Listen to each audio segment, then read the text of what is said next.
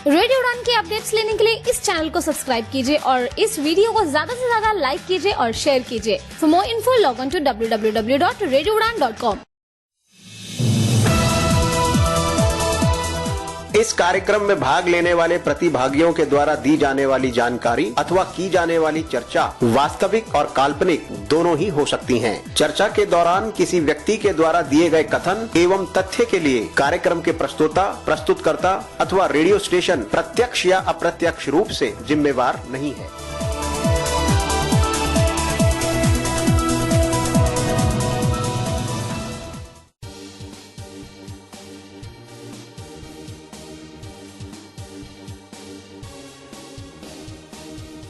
या दोस्तों नमस्कार, आदाब, सत श्री अकाल। मैं दानिश महाजन, प्रोग्राम बदलता दौर में आपका स्वागत। आज हम बहुत खास मेहमान से आपकी मुलाकात करवाने जा रहे हैं। आज हम बात करेंगे डिसेबिलिटी के तमाम टॉपिक्स के ऊपर।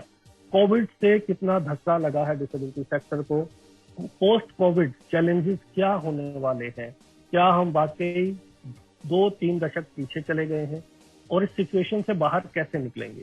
समाज का जो दृष्टिकोण है वो पर्सन्स विद डिसेबिलिटीज को लेके पिछले दशकों के कंपैरेटिवली अभी कितना बदला है। जो बदला था क्या वो कोविड के कारण फिर से वहीं चला गया है।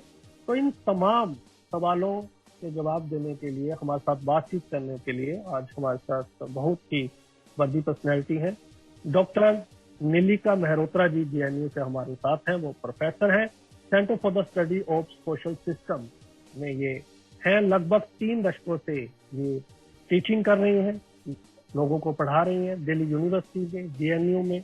तो कई स्कॉलर्स इनके अंदर काम कर रहे हैं, कई लोग इनके अंडर पीएचडी कर रहे हैं, कई पेपर इन्होंने पब्लिश किए हैं और कई नेशनल इंटरनेशनल अवार्ड्स इन्हें मिले हैं।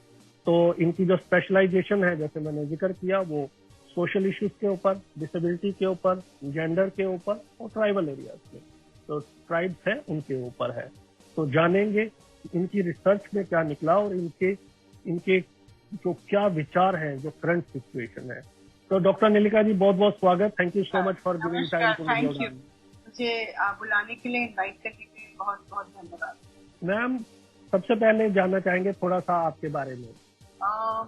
मैं एक सोशल एंथ्रोपोलॉजिस्ट हूँ और अभी सोशियोलॉजी पढ़ाती हूँ। जैसे आपने कहा कि मैं करीब 3 दशक से पढ़ा रही हूँ और मेरा शुरुआत में इंटरेस्ट रहा है जेंडर पे और मैं विमेंस ऑर्गेनाइजेशंस के साथ काम करती रही हूँ। और 2002 में मैंने डिसेबिलिटी स्टडीज में काम करना शुरू किया। जैसे मैंने कहा कि मेरा शुरुआत से जेंडर पे, विमेंस इश्यूज पे काफी इंटरेस्ट रहा और 2002 में बाय चांस मुझे मौका मिला ministry of social justice and empowerment ने एक छोटा सा प्रोजेक्ट मुझे दिया करने के लिए डिसेबिलिटी के ऊपर। और उस समय मेरा डिसेबिलिटी से कोई डायरेक्ट, स्पेशली इस तरह से कहा जाए कि फील्ड के अनुसार मेरा फील्ड नहीं था disability in terms of doing research. पर मुझे लगा ये मौका है एक नई चीज को जानने का, जिसके बारे में हम लोग सब देखते हैं, हम लोग, हमारे आसपास है डिसेबिलिटी, सभी जगह है, पर हम लोगों को एक रिसर्च के मुद्दे की तरह से मैंने नहीं देखा था। तो उस समय मुझे लगा कि मुझे इस पे काम करना चाहिए और खासतौर पे विमेन विद डिसेबिलिटी इस पे काम करना चाहिए, क्योंकि मुझे लगा कि उसके ऊपर बहुत कम काम है। और जैसे जब मैंने शुरुआत की इस काम की, तो मुझे ये एहसास हुआ कि बहुत ही कम रिसर्च हुई है हमारे यहाँ इंडिया में, खासतौर पे डिसेबिलिटी इश्यूज पे। और सोशियोलॉजी और एंथ्रोपोलॉजी जो मेरे फील्ड्स हैं उसके अंदर तो बहुत ही कम रिसर्च है। और जबकि हम सब जानते हैं कि एक बहुत ही साइजेबल पॉपुलेशन है डिसेबल लोगों की हमारी, not only in our country पर हर जगह पे एक बहुत बड़ी पॉपुलेशन है। और तो मुझे ये बहुत ताज्जुब हुआ कि हम लोग क्यों डिसेबिलिटी को एक इशू तरह, एक बहुत ही इम्पोर्टेंट रिसर्च इशू की तरह हम लोगों ने नोट किया कि लोग क्यों इनविजिबल हैं।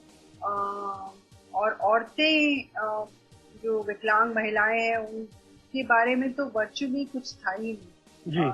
जो भी कुछ आ रहा था वो विदेश से आ रहा था, मतलब यूएस से या यूके से बहुत कुछ आ रहा था। पर जो एक कहते हैं ना लाइफ वर्ल्ड की जो किस तरह से विकलांग लोग अपनी जिंदगी जीते हैं, इसके बारे में लिटरेचर तो कुछ कुछ कहता था, पर सोशल साइंस में कुछ भी नहीं था, वर्चुअली कुछ भी नहीं, मतलब फोकस नहीं था।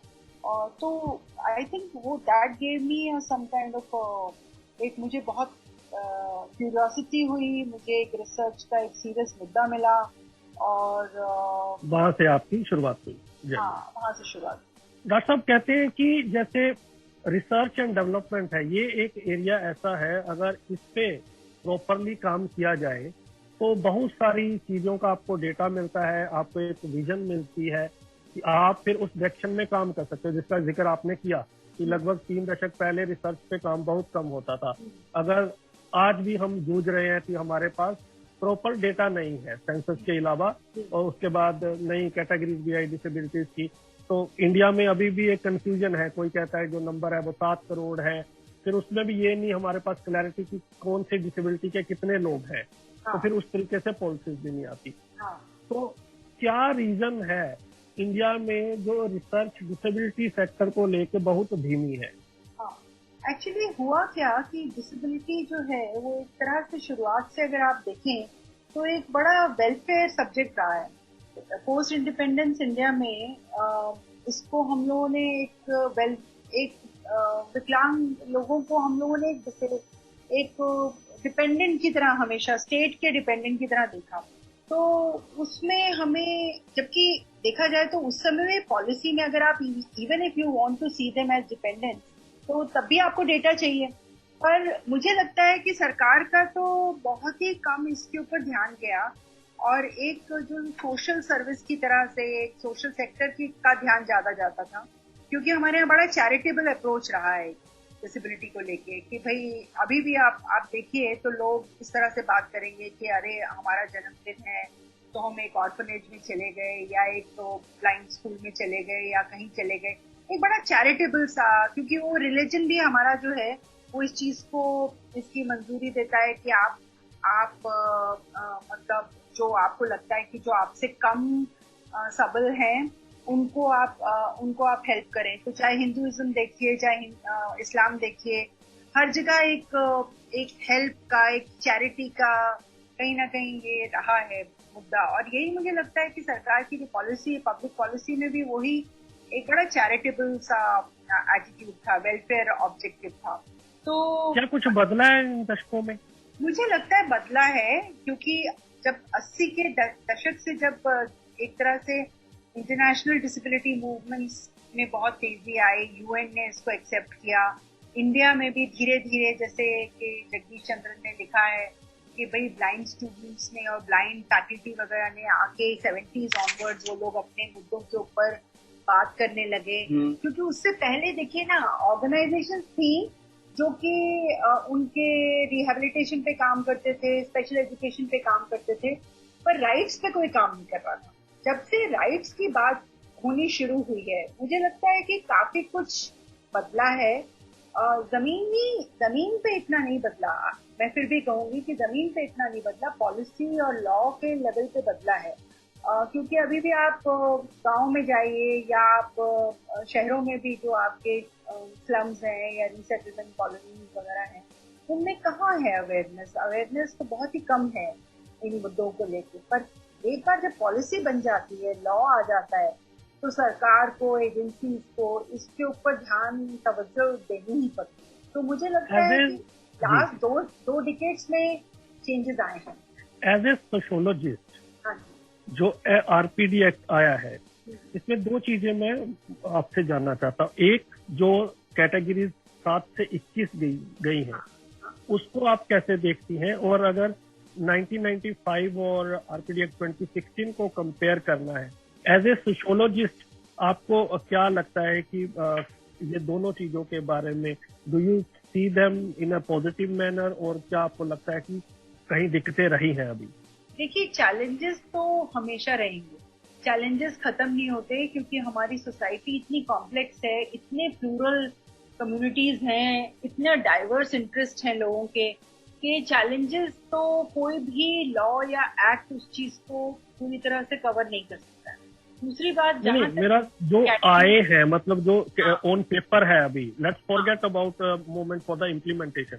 हाँ ठीक है, एक्ट, हाँ मैं देखिए जो पीडब्ल्यूडी एक्ट था वो अपने टाइम के हिसाब से मुझे लगता था, लग रहा था कि बहुत प्रोग्रेसिव एक्ट था, और उसके बारे में पर ताज्जुब ये है कि अभी तक बहुत लोग उसके बारे में नहीं जानते कि पीडब्ल्यूडी एक्ट 1995 था, आया था।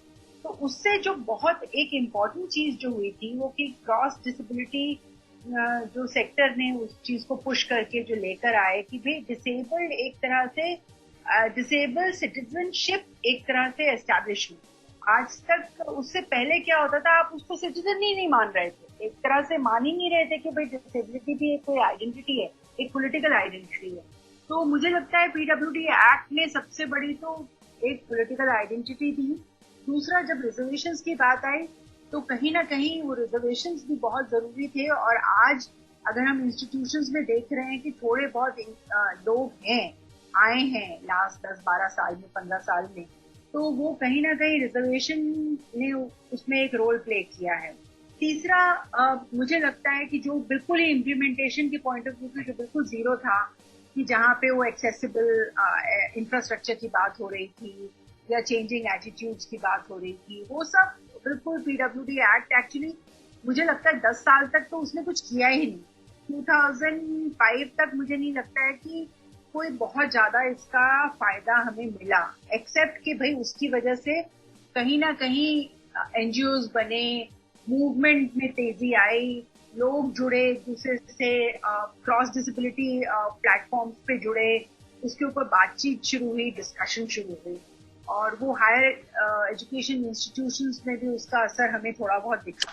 जहां तक ये 2016 वाला जो ये हमारा एक्ट है, ये तो एक बहुत, मुझे लगता है वहां से एक बहुत बड़ा लीप है, क्योंकि बहुत सारे मुद्दों को उसने कवर करने की कोशिश की है जो कि पीडब्ल्यूडी एक्ट ने बिल्कुल भी नजरअंदाज किया हुआ था। जैसे मान लीजिए जेंडर इश्यूज ही हैं, मैं सब सारे इश्यूज की बात नहीं करूंगी, पर जेंडर इश्यूज हैं, तो जेंडर इश्यूज की तो कोई बात ही नहीं थी पीडब्ल्यूडी एक्ट में 1995 में। वो तो बल्कि वो डिसेबल्ड लोगों को एक मोनोलिथिक कैटेगरी की तरह देख रहा था।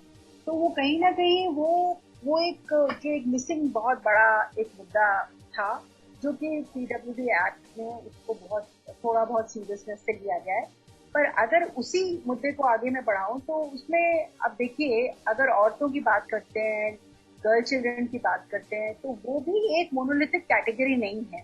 तो जो सबसे बड़ा चैलेंज हमारे सामने लॉ में होगा, लॉ के इम्प्लीमेंटेशन में भी होगा, कि भाई आप कास्ट की बात नहीं कर रहे। यहाँ पे कास्ट एक बहुत ही बड़ा मुद्दा है। एज अ सोशियोलॉजिस्ट मैं कह सकती हूँ कास्ट और क्लास वही सबसे बड़ा डिवाइड है हमारी सोसाइटी में। फिर दूसरा रिलीजन ले लीजिए, तो वो भी एक बहुत बड़ा डिवाइड है, हिंदू, मुस्लिम, क्रिश्चियन और बाकी जो ट्राइबल रिलीजन्स हैं और बाकी हैं। तो वो उनकी बात तो आप कर ही नहीं रहे हैं कि भैया आप अगर औरतों की बात कर रहे हैं तो औरतें तो सारी एक जैसी नहीं हैं और बहुत अंतर है उन लोगों में। तो कहीं ना कहीं वो इंटरसेक्शनल पर्सपेक्टिव नहीं है यहाँ पे, मुझे लगता है। ये आपने बहुत इम्पोर्टेंट चीज कही है, और क्योंकि आपका ये फील्ड है, स्पेशलाइजेशन है, तो ये स्वाभाविक है कि आपसे आना। थोड़ा सा जब आप ये कहती हैं कि ठीक है इसमें वीमेन की बात की है लेकिन कास्ट की बात नहीं की, रिलीजन की बात नहीं की, ट्राइबल में डिफरेंस है, इसको थोड़ा सा एलैबोरेट करें, आप क्या कहना चाहती हैं? हाँ, क्या इश्यूज हैं, थोड़ा सा, ताकि हमारी ऑडियंस को समझ आए, क्योंकि ये फर्स्ट टाइम मेरे शो में बात हो रही है इस टॉपिक पे। हाँ, तो देखिए जैसे ना, मैंने जब औरतों पे काम करना शुरू किया वुमेन विद डिसेबिलिटीज के ऊपर, तो उस समय मेरे को बहुत ही क्लियरली एहसास था कि मैं एक एग्रीकल्चरल सेटअप में हरियाणा में मैंने काम किया था। तो वहाँ पे गांव में, रेवाड़ी डिस्ट्रिक्ट में जहाँ मैं फील्ड वर्क कर रही थी, वहाँ पे मुझे लगा कि वहाँ की जो औरतों की रियलिटी है वो बहुत अलग है अर्बन जो हम लोग जिनको देखते हैं। बच्चों का बहुत अलग था कि लड़कियां, लड़के जिनकी डिसेबिलिटी थी, उनको किस तरह से हमारी सोसाइटी ट्रीट करती है, किस तरह से नेगोशिएशंस होते हैं, औरतें किस तरह से नेगोशिएट करती हैं। मतलब मान लीजिए एक शादी की बात है, जैसे शादी की बात तो पूरा इंडियन सोसाइटी में सभी के लिए है, चाहे लड़कियां हो या लड़के हो, सबको एक प्रेशर रहता है कि शादी तो होनी चाहिए। और उस समय मुझे याद है डिसेबिलिटी राइट्स मूवमेंट के जो कुछ हमारे लिटरेचर आता था, उसमें ये था कि भाई शादियां ऑलमोस्ट इम्पॉसिबल होती हैं लड़कियों की, जिनको जिनको डिसेबिलिटीज है।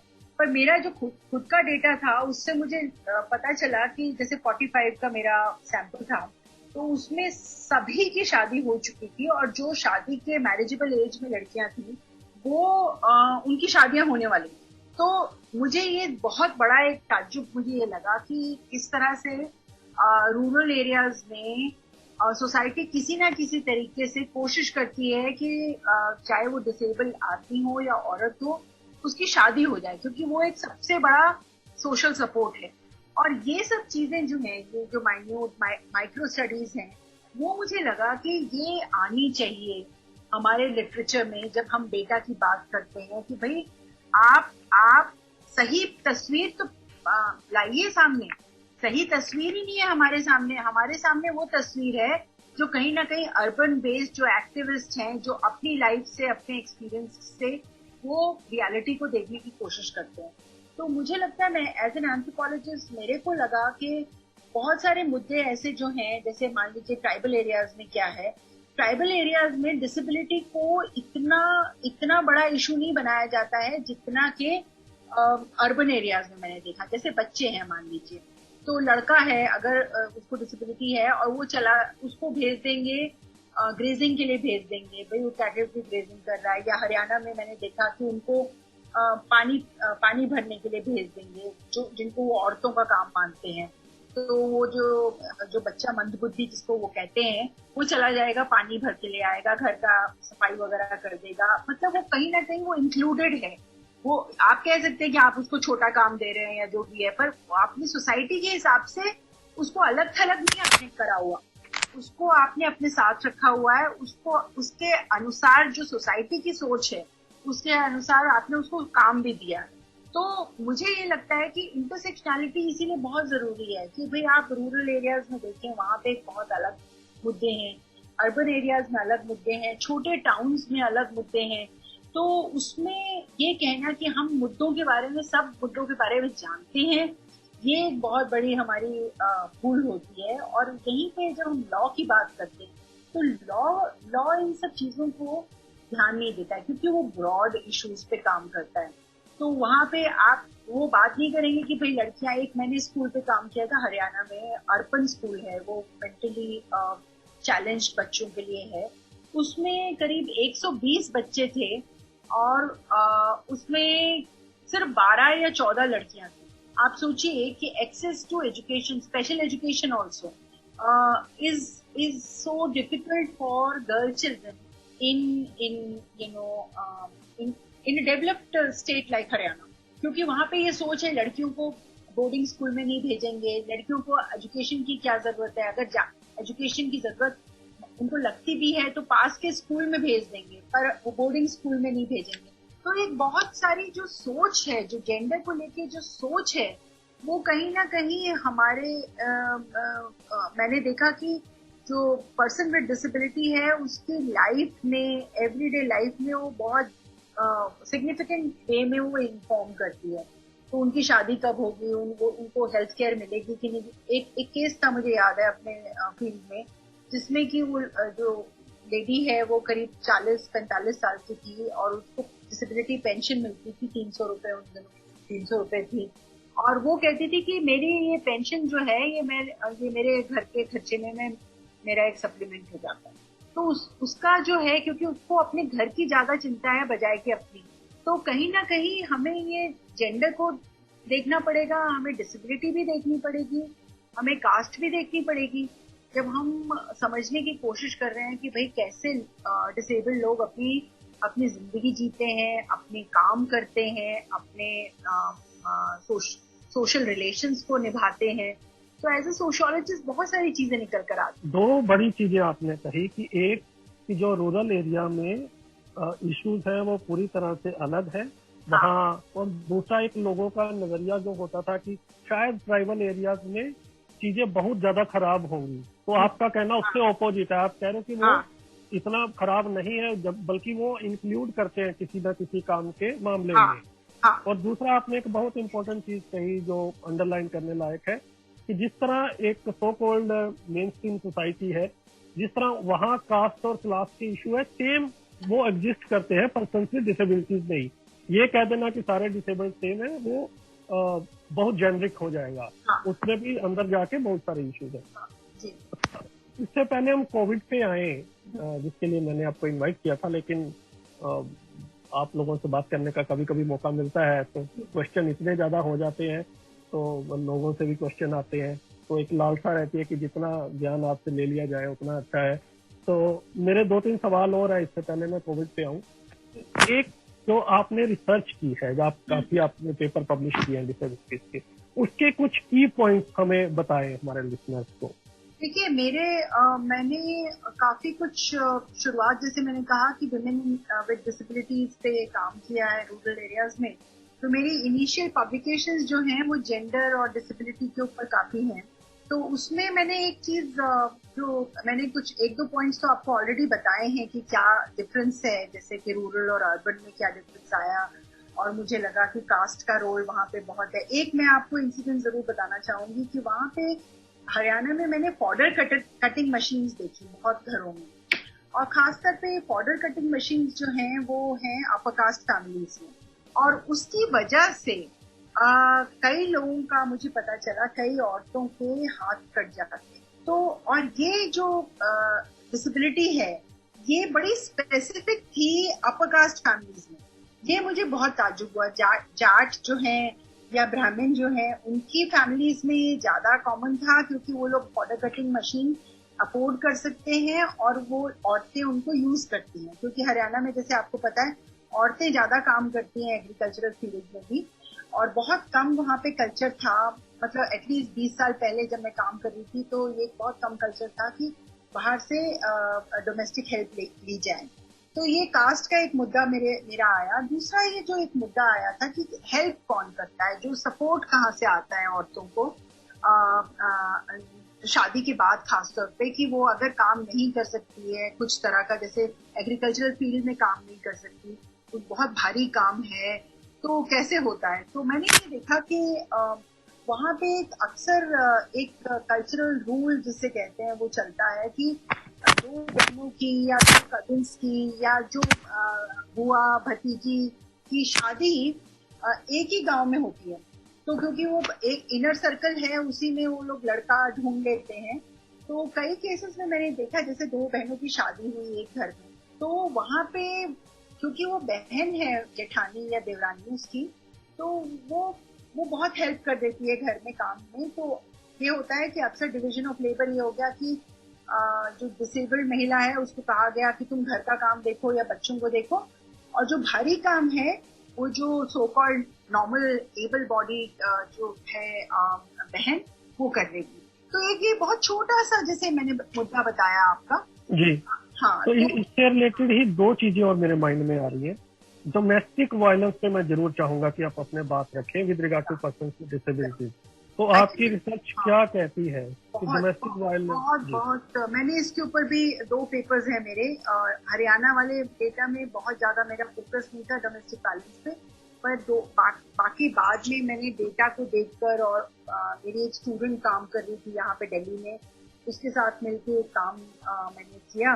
तो उसमें मैंने ये पाया कि बिल्कुल डिसेबिलिटी जो है एक बहुत बड़ा कारण बनती है इंक्रीजिंग डोमेस्टिक वायलेंस के लिए। जैसे कि एक मेरे यहाँ केस था जिसमें कि ये लेडी का हाथ कट गया था फॉडर कटिंग मशीन की वजह से, और उसकी 40-45 की उम्र थी करीब।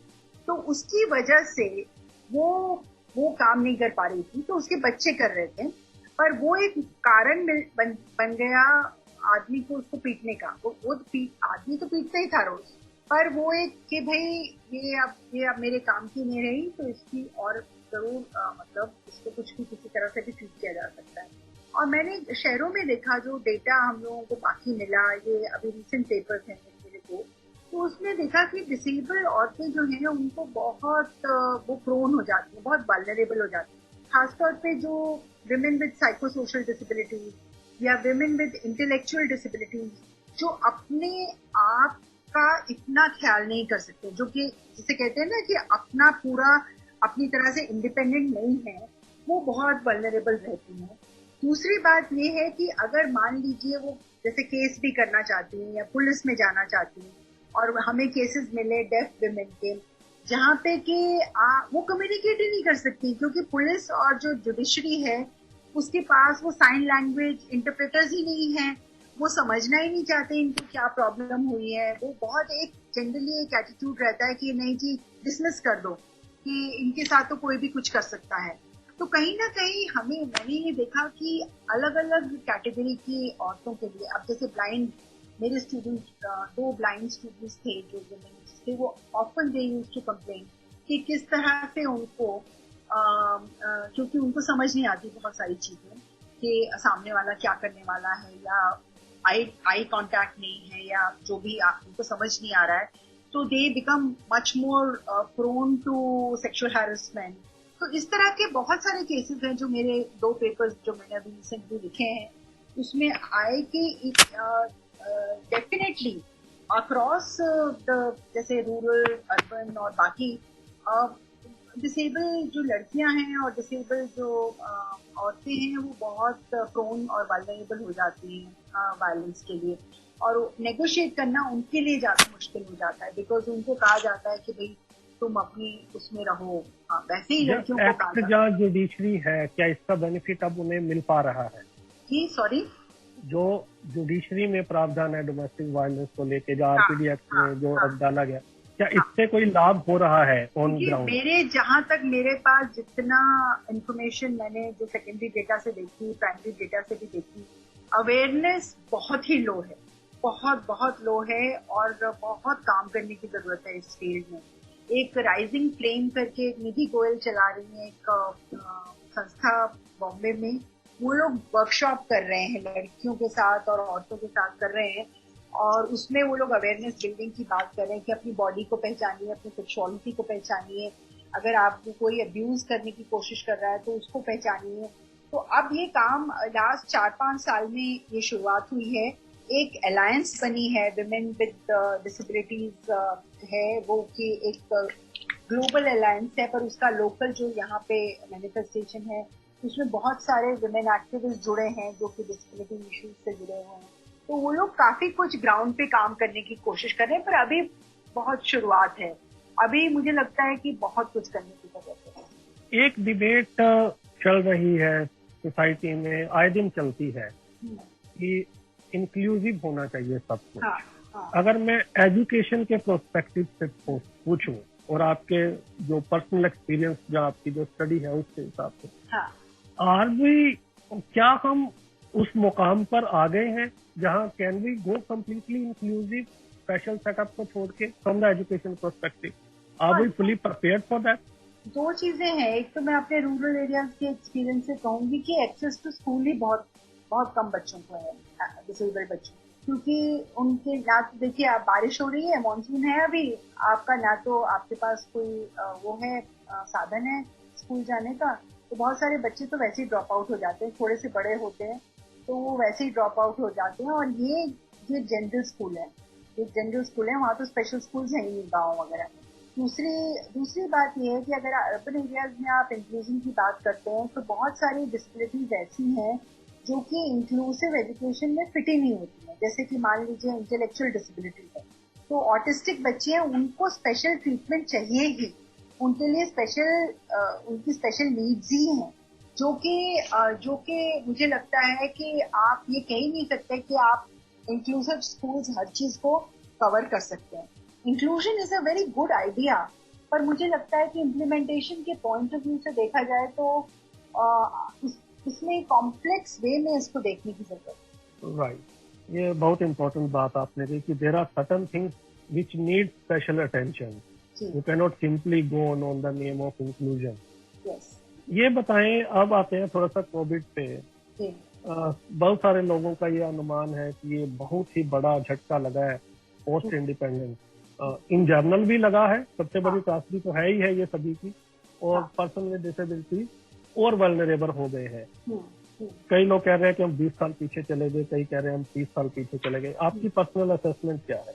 एक मैंने अभी ना लास्ट ईयर ही दिसंबर में, बल्कि ये जनवरी में आया है, मैंने स्पेशल इशू एडिट किया है, कोविड-19 and persons with disability and state responses in South Asia. तो अगर आप कहेंगे तो उसका लिंक आपको मिल जाएगा गूगल पे। तो उसमें वो एक ऑस्ट्रेलियन एक एकेडमिक हैं जो कि श्रीलंका में काम करती है, उनके साथ मिलकर मैंने ये एडिट किया है। और उसमें कम से कम 4 या 5 पेपर हैं जो कि इंडिया के ऊपर हैं, और बाकी पाकिस्तान, श्रीलंका और नेपाल और अफगानिस्तान, ये इनसे हमने एक्सपीरियंसेस लिए हैं।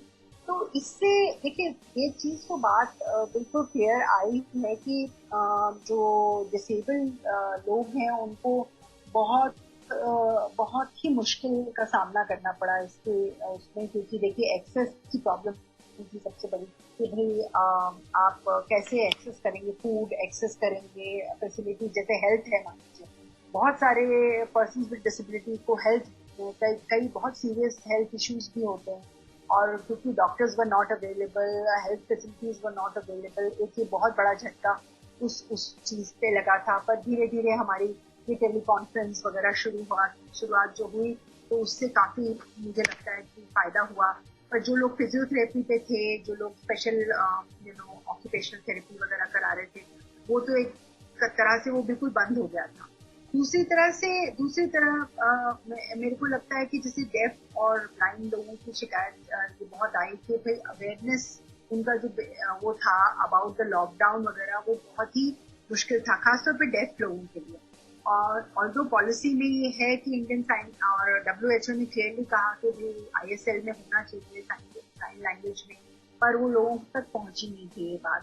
मैंने और मेरी एक कलीग ने मिलके फूड के ऊपर एक लिखा है, आर्टिकल लिखा है, वो उसमें बात हुई है कि उसमें हमने बहुत एक क्लियर बात की कि उनको फूड एक बहुत मेजर इशू रहा, खासतौर पे मार्जिनलाइज सेक्शंस जो थे, जो लोग जैसे ट्राइबल हैं मान लीजिए, या जो दलित्स हैं और डिसेबल में से हैं, उनके लिए फूड को एक्सेस करना एक बहुत बड़ा इशू हो गया, क्योंकि बहुत सारे लोगों ने they lost their livelihoods and food became a huge issue with them.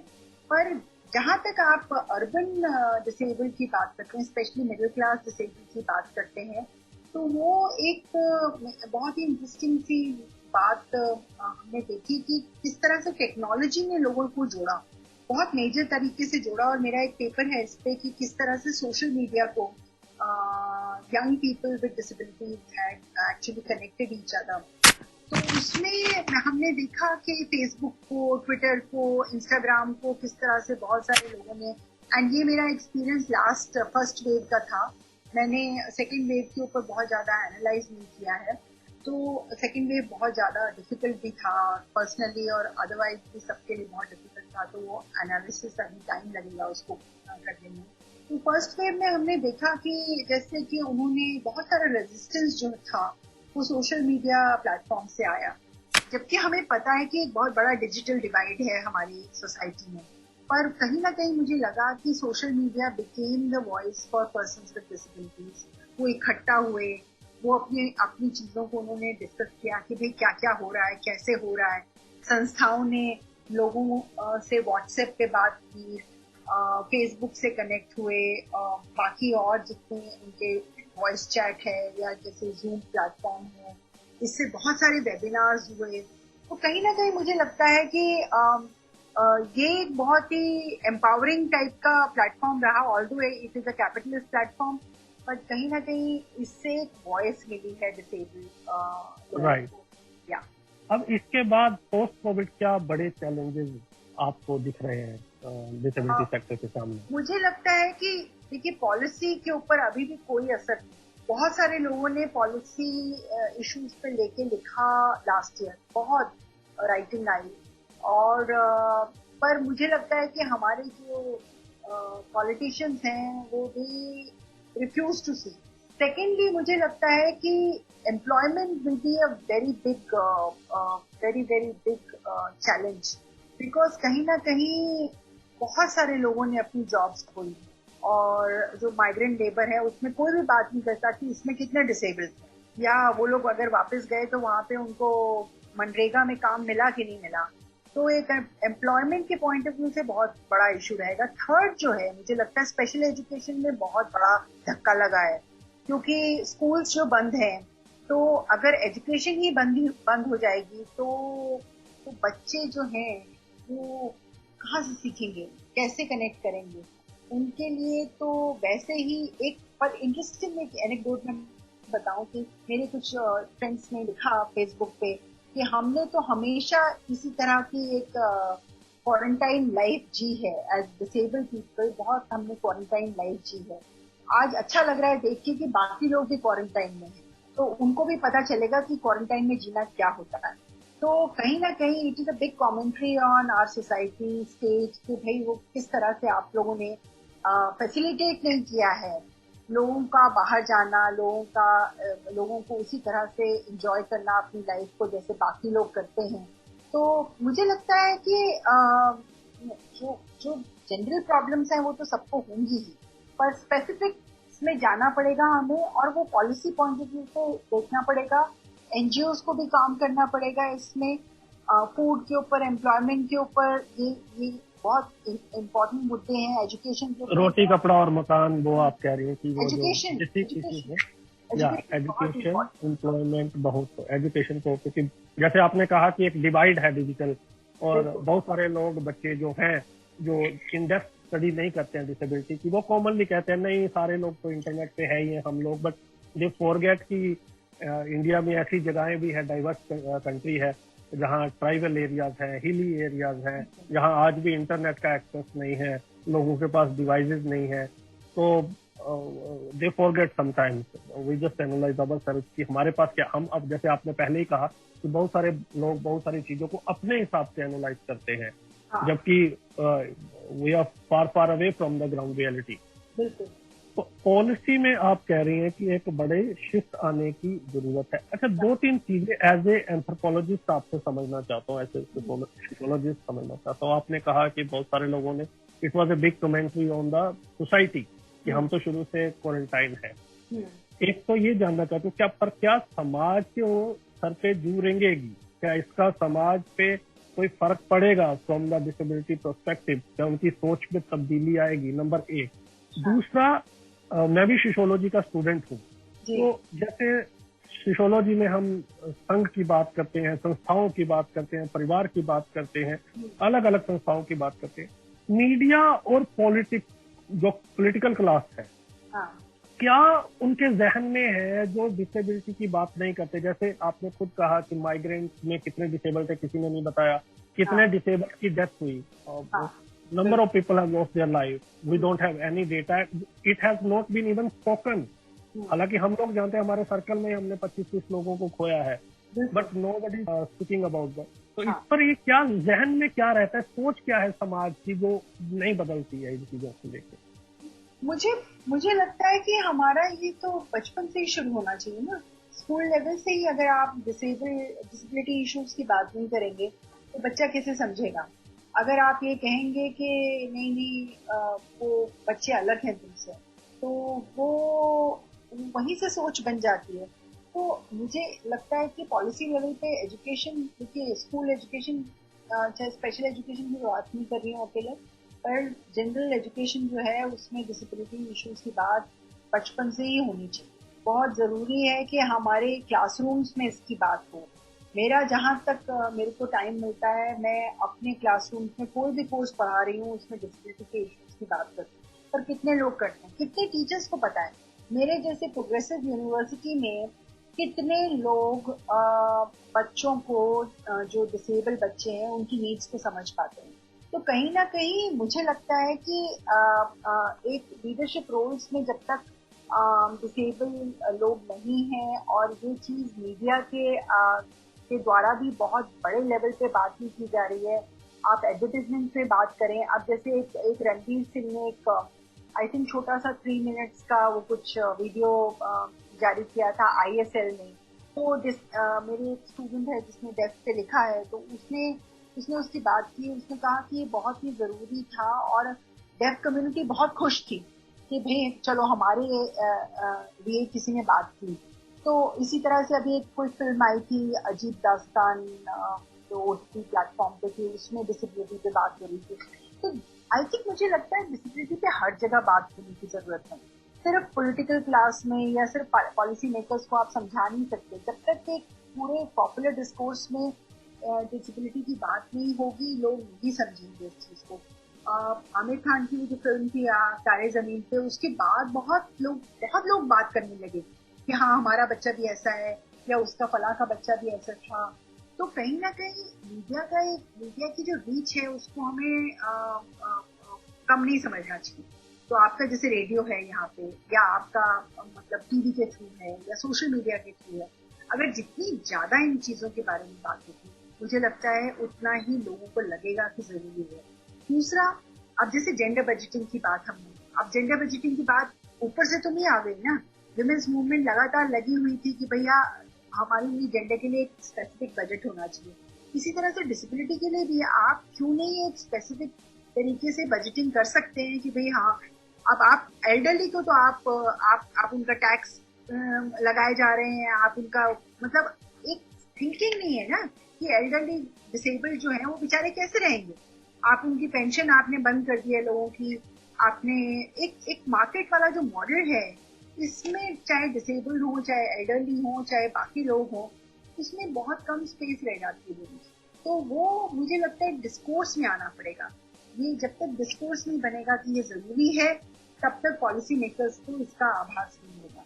और पॉलिसी मेकर्स देखिए, लॉ आ गया है 2016 जो है, इसके बाद तो कहीं ना कहीं इस चीज का असर होना चाहिए ना, पर कितना हो रहा है हमें दिख नहीं रहा ज्यादा कुछ। अभी देखिए एनपीआरडी ने एक इशू किया है स्टेटमेंट, जो national platform for rights of person with disability. तो यूपी गवर्नमेंट ने जो ये पॉपुलेशन पॉलिसी लाए हैं वो कितनी एंटी डिसेबिलिटी है, तो वो उनके जितने स्टेटमेंट्स हैं वो कितने एंटी डिसेबिलिटी है। तो लगातार आई थिंक न्यूज़पेपर्स में आना चाहिए, सोशल मीडिया पे आना चाहिए कि आप इस तरह की बातें नहीं कर सकते, आपको राइट्स की बात करनी है। आप इस तरह से नेगेटिव एक स्टीरियोटाइप्स को आप कंटिन्यू नहीं कर सकते। तो ये सब होलिस्टिक वे में आपको देखना पड़ेगा ये सब। जब आपने रिसर्च करनी शुरू की थी 2002 के आसपास, तब से लेके आज तक क्या मूलभूत चेंजेस आपको दिखे हैं? मुझे लगता है, देखिए एक तो मेरे अपने फील्ड में मुझे लगता है कि डिसेबिलिटी स्टडीज जो है आज वो बहुत यूनिवर्सिटीज में, हायर एजुकेशन इंस्टीट्यूशंस में बहुत लोग काम कर रहे हैं, इसके ऊपर रिसर्च आ रही है, अलग अलग एस्पेक्ट्स पे काम हो रहा है। तो सिर्फ जनरलाइजेशन से हम लोग काम नहीं कर रहे हैं, और ये जो रिसर्च है वो कहीं ना कहीं फीड करती है मूवमेंट पे।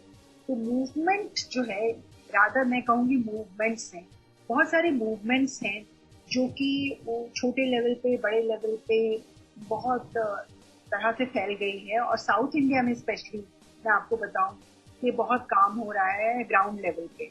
नॉर्थ इंडिया अभी भी बहुत पीछे है, बहुत ज्यादा पीछे है। जैसे बाकी चीजों में पीछे है, वैसे इसमें भी सेक्टर में पीछे है, क्योंकि वहाँ पे गवर्नेंस मॉडल्स भी बेटर हैं और वहाँ पे लोगों की अवेयरनेस और एजुकेशन लेवल भी बेटर है, तो वहाँ पे बेटर काम हो रहा है।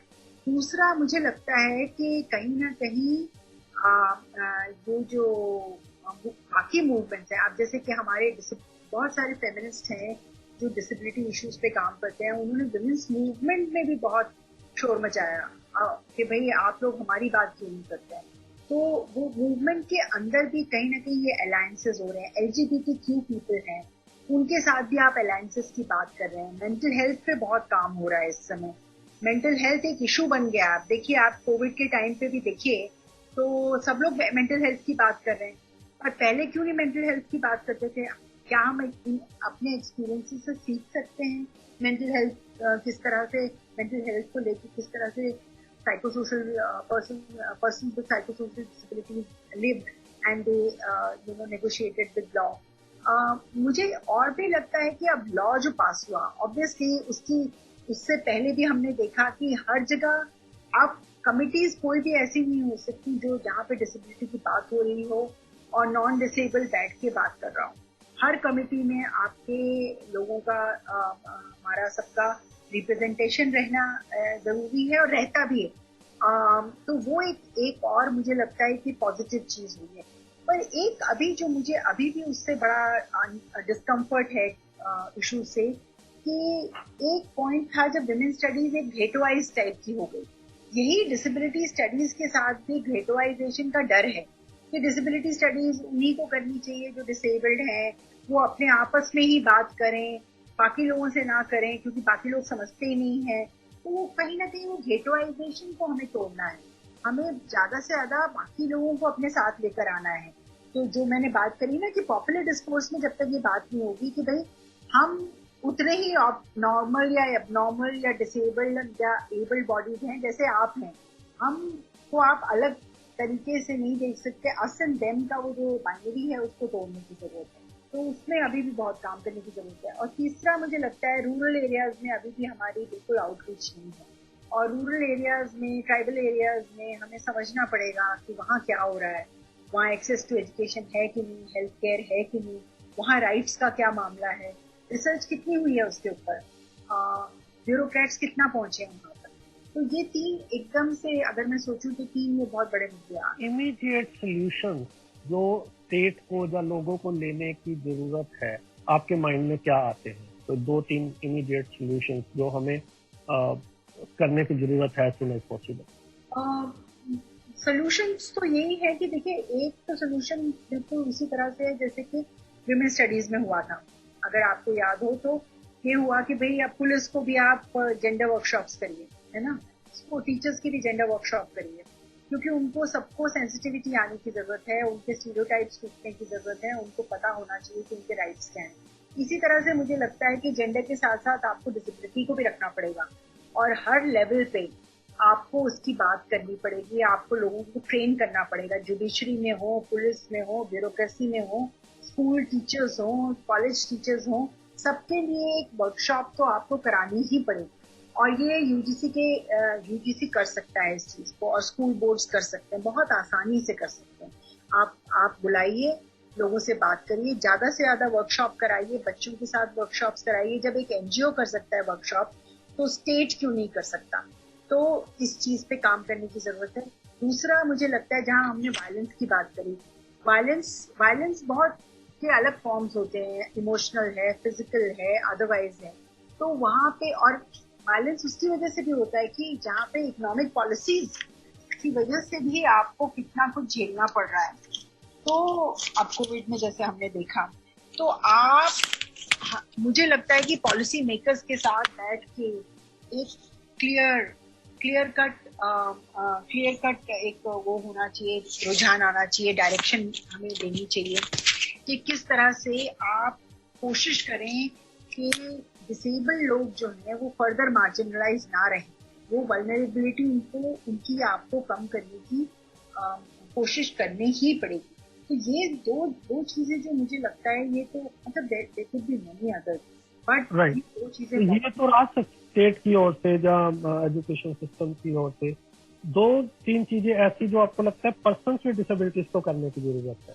हाँ, मुझे एक तो लगता है कि पर्सन्स विद डिसेबिलिटीज की जहाँ तक बात है, वो मैंने ये देखा है कि आपस की पहचान ही उनको बहुत कम है। कि अगर मान लीजिए कोई ब्लाइंड है तो उसको साइको सोशल डिसेबिलिटी के बारे में बहुत कम पता है। हाँ, और ये जो क्रॉस डिसेबिलिटी की हम बात तो करते हैं, पर हमें क्रॉस डिसेबिलिटी के इम्प्लीकेशंस के बारे में हमें समझ नहीं है। अभी भी मैंने इतने लोगों के साथ काम किया, इतने लोगों की रिसर्च सुपरवाइज की है, पर मुझे लगता है कि आपस के जो हमारे स्टीरियोटाइप्स है ना, क्योंकि स्टीरियोटाइप्स तो सोसाइटी से ही आते हैं ना, तो वो स्टीरियोटाइप्स को लेकर ही हम जीते रहते हैं। तो उस स्टीरियोटाइप्स को खत्म करने की जरूरत है पर्सनल लेवल पे। सेकेंडली, हमारे जो अपने जेंडर स्टीरियोटाइप्स हैं, फॉर इंस्टेंस, कि भाई आपको, अगर आप डिसेबल्ड हैं तो आपको नॉन डिसेबल्ड चाहिए स्पाउस।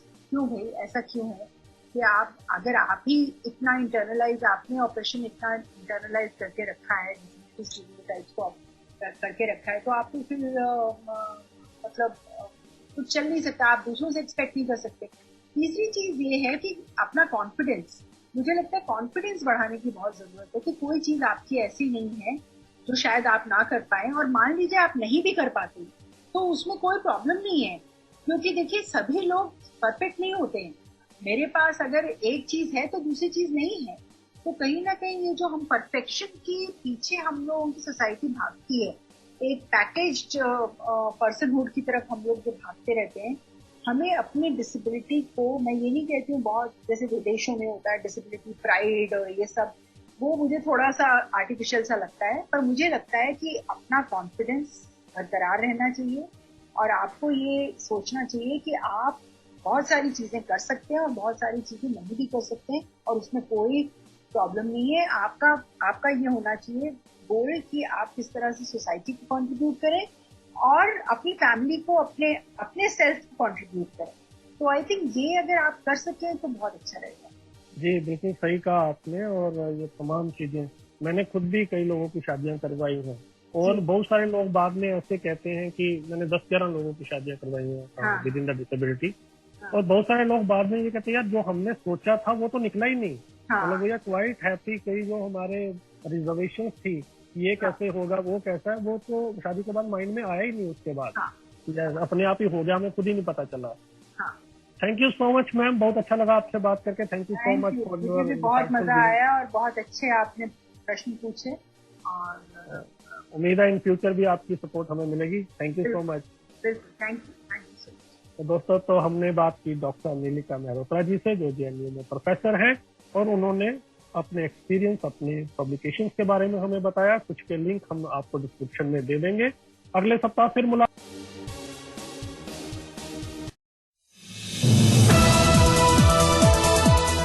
इस कार्यक्रम में भाग लेने वाले प्रतिभागियों के द्वारा दी जाने वाली जानकारी अथवा की जाने वाली चर्चा वास्तविक और काल्पनिक दोनों ही हो सकती हैं। चर्चा के दौरान किसी व्यक्ति के द्वारा दिए गए कथन एवं तथ्य के लिए कार्यक्रम के प्रस्तोता, प्रस्तुतकर्ता अथवा रेडियो स्टेशन प्रत्यक्ष या अप्रत्यक्ष रूप से जिम्मेवार नहीं है।